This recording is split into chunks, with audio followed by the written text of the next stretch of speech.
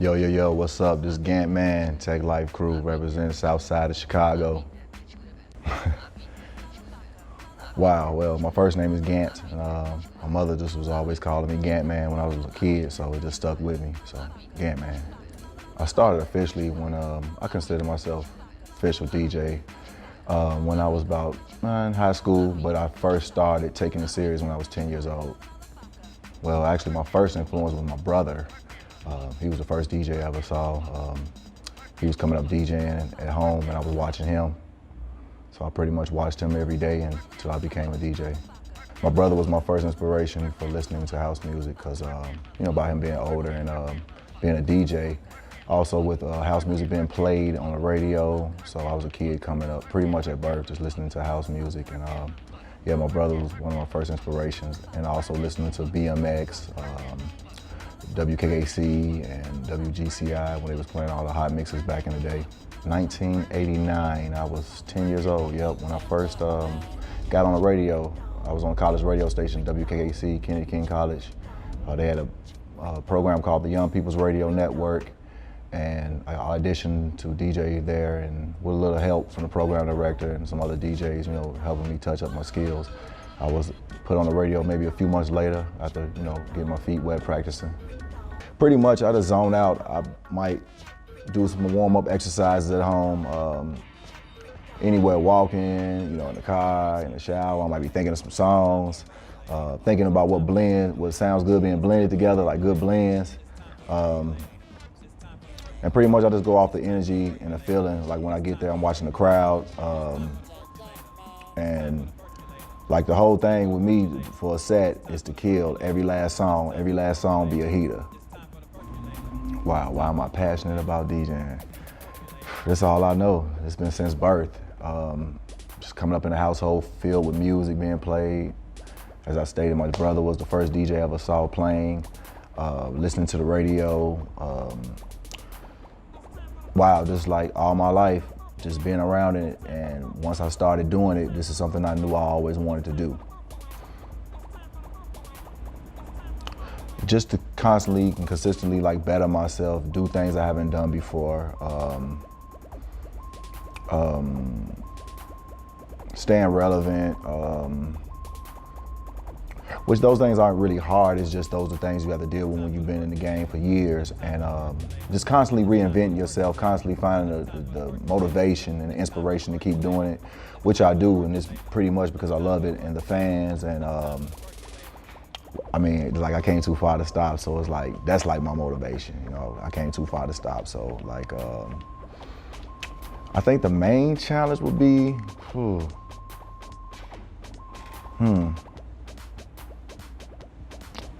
Man, that's really hard. It's not really 100% a challenge because it's what I do and what I love, so therefore, it's just something that's just in me, so it's whatever little challenge it is, it don't really be nothing. It's just, me just always continuously to love what I do and never give up and stay relevant, basically. Oh yeah, that's definitely what you have to do. You have to be really connected with it because you have to feel it, you have to want to do it, and it all goes back to the love. I love this. I'm always inspired to create. I'm always hearing some sounds, some melodies, so it's a spiritual thing. That's the best way I could explain it. Because it goes hand in hand whether I'm producing or DJing. It's you have to feel it. Even on your days you're not really having the greatest day or not really inspired like that, you have to just push yourself and just feel it, and it just has to be organic and natural. So yeah, that's definitely important, and it all comes with the feeling inside of you, and you just constantly just staying inspired, I guess. Another good question. Wow, originals and remixes. I like them both. When it comes down to a remix, it just has to be banging. It has to be something that I hear in the remix that's you know what, that's a good match to the original, or if even better. But I also like the original. I can appreciate the original because the original is the original, and there's nothing that could beat the original. Remixes are good just for your own personal use, being a DJ. If you're a producer, you can produce your own remix, and then you're a DJ, you play it. To have a version that nobody has, something exclusive, or you just hearing how you will remix that song your way, and you make it sound good, and you really want to play it, or you want DJs to play it just to see the reaction, or just to say you had another remix of a song that's like, well, I don't know, maybe a popular song, or just a song you like, you could just say your version, your remix of it, but it has to stand out. I mean, it could be what you really feel because it's you, but if you're gonna remix it, it has to really either complement the original or be better than the original, in my opinion. I could be biased in a sense because in a way it's exciting, however, it's become a little bit to where it's like a format, a by the book format. So it's like, for me, I'm hearing things that's like, now don't get me wrong, all genres of music has this repetition. However, I'm just hearing a lot of things that sounds like so much by the book, which I get it. And I think that's, I don't know, I guess it's the way music is going and like the way things go as far as, I guess, if you will, industry standard. But I could say like the upside to it is because it's new and young people getting into it and they're expressing the way they like to produce house. And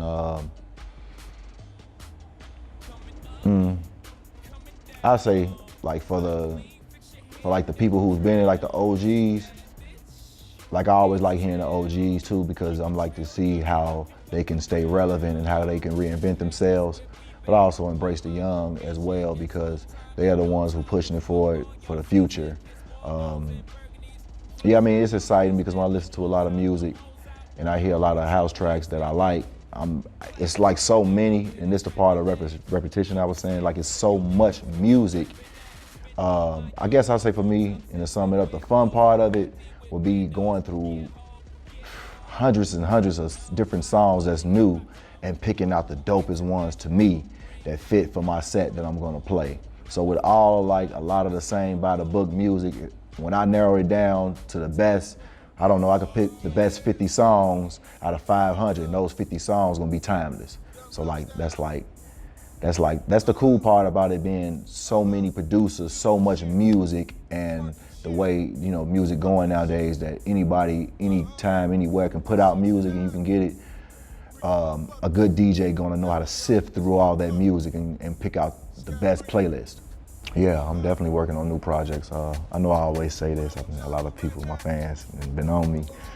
I always have a lot of music. I'll be working on so much music. It's just about timing and placement. Everything with me is just a feeling. It's like what's meant to happen is going to happen. So I got hundreds of tracks. Some of them might not see the light of day. Some of them will. Some of them might get reworked, and I might decide on scrap all of that and just start fresh and new. Who knows? But nah, I got a lot of projects that I'm going to be working on. It's long overdue for me. So I'm gonna have house projects coming out, ghetto house, youth, footwork. The whole nine. Just be looking forward for some brand new Gant Man. And since I got put on the spot with this question, I gotta come with it. So to my fans, no more letting y'all down. I'm about to give y'all that heat. Well, as far as DJ equipment, I love Pioneer CDJs. I love the Pioneer mixer, or the Rain mixer for Serato. Of course, nothing's gonna beat the Technique 1200s. That's any day. Those are the most professional, best turntables ever. I still use my MacBook Pro, Serato, as well. I can use USBs. Production equipment, I'm still using Ableton. I use the MPC Renaissance. It varies. Sometimes I can use Logic, different plugins. I mean, it really depends. And I like also analog hardware. I still use the old school MPCs and mix boards and outboard hardware gear. So it varies. It's all on how I feel. Okay. And I'm about to give y'all straight heat. That's what y'all can hear. Like, I'm about to get straight heat every last song. That's my thing, especially festivals. I love festivals in the summertime in Chicago. It's like the most fun thing just to see all that crowd. And my fan base, they really show me love and they come out and support. So every last song, no dead spots, no sitting down, no standing to the side, just all heat, just hands in the air, booty in the air. And this is actually my first time playing, so I'm definitely giving you all heat. You all can follow me on Instagram, /DJ Gant Man. Pretty much everything that I am on social media is DJ GANTMAN. My SoundCloud would be DJ Gant -man, DJ GANT-MAN. Advice for up and coming DJs.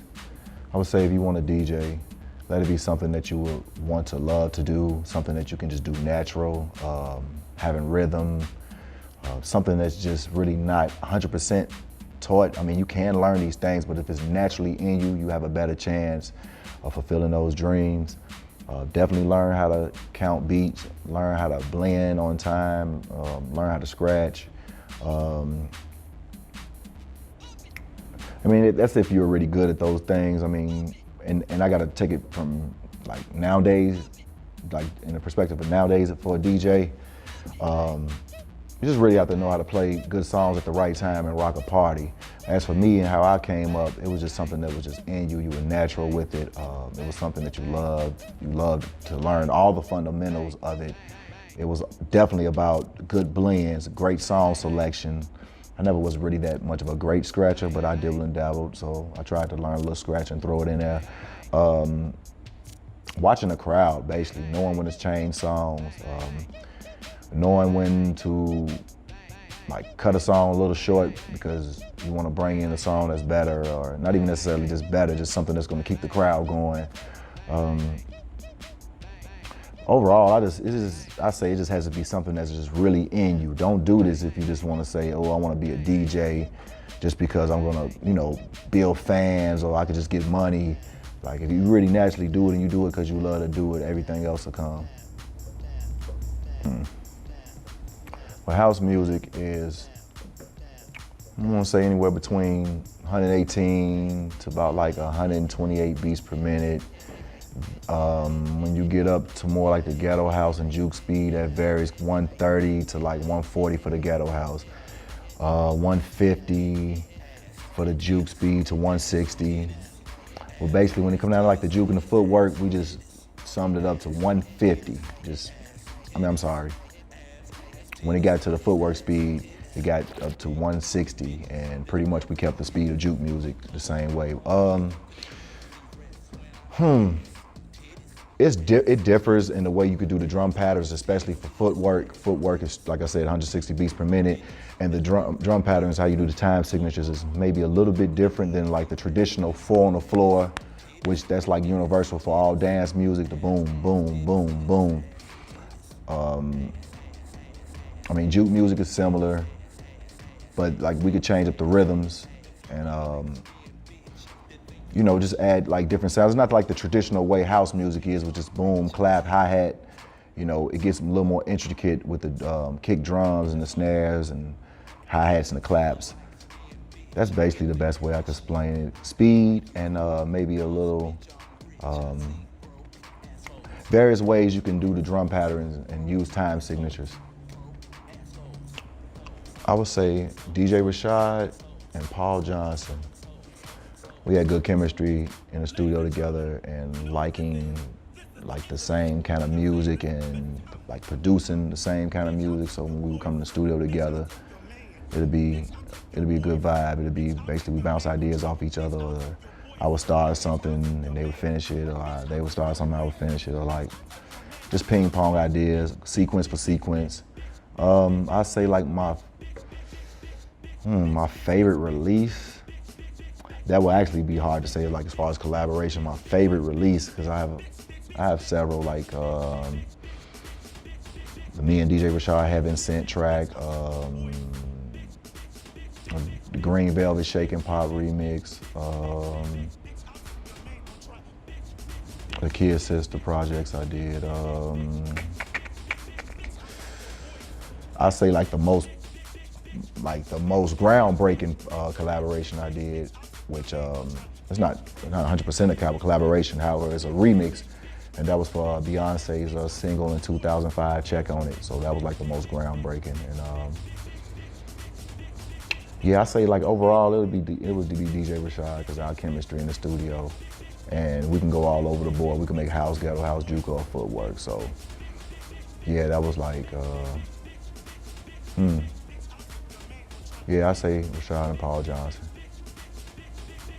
Pretty much, yeah, just coming up in Chicago, being on the South Side, and that's the first place I heard house music, and those were the people I was around, like just pretty much a lot of the DJs and producers that was in house music, older than me, my age, and younger than me. So like that was the staple, that was the like home base, the South Side of Chicago. And it was interesting because to me, you had various type of people who loved house music, and different demographics, different classes of people. You had your upscale people, you had your hood people, you had black people, you had Latinos. So like it was interesting on the South Side, because like you can get it all in one. Even though we segregated in Chicago, you can get all that like on the South Side of Chicago, as well as Chicago period. So I can't discredit the West Side or the North Side, but by Chicago being the way it is, it's like when you're born and raised on your side of town, you're gonna catch it from your end. So yeah, it was interesting because like I grew up like seeing people play house music, driving down the street playing it. People with boom boxes when I was a kid, like playing house music from the radio or a recorded mixtape. People getting ready to go to parties, and you see them walking down the street, and you just can identify house people. So yeah, it was a beautiful thing growing up on the South Side. Outside of Chicago, I say New York City for the United States. It's my favorite place to play. And outside of America, Paris, Ibiza, and Brazil. Like those are like my best trips. Yeah, I'm trying to think anywhere else. Pretty much everywhere I played in Europe. Yeah, Europe and South America, yeah, it's just whole different worlds. I'd say South America, like Brazil was the best though. Like the best environment, the best kind of people. Yes, definitely. Africa is on the list. And actually I had a chance to go about when I was a teenager. It ain't pan out that way though. But yeah, Africa, South Africa, I'm definitely feeling what they're doing in South Africa. Definitely want to take it back to the motherland. Places I've never been, like for instance, London. Wow, I can't wait till I know people say, wow, you never been to London? No, I've never been to London. So London up next on the spot to go to. Yeah, Italy. I've never been to Berlin. I want to go to Berlin. Like basically all the places that I know for a fact they heard of me and they know my music, and like dance music capitals, I definitely want to play those places. Definitely looking forward to going back to Ibiza again. Yeah, that's like this. Yeah, that got to be the best place I've ever played. So yeah, like I can go to Ibiza every year and play.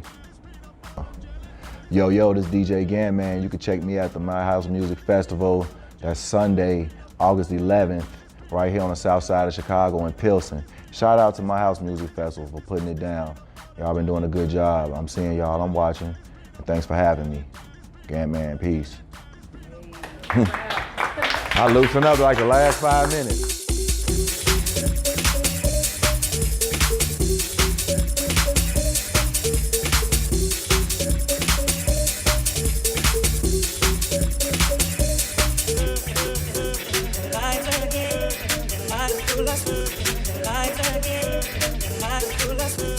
Life again,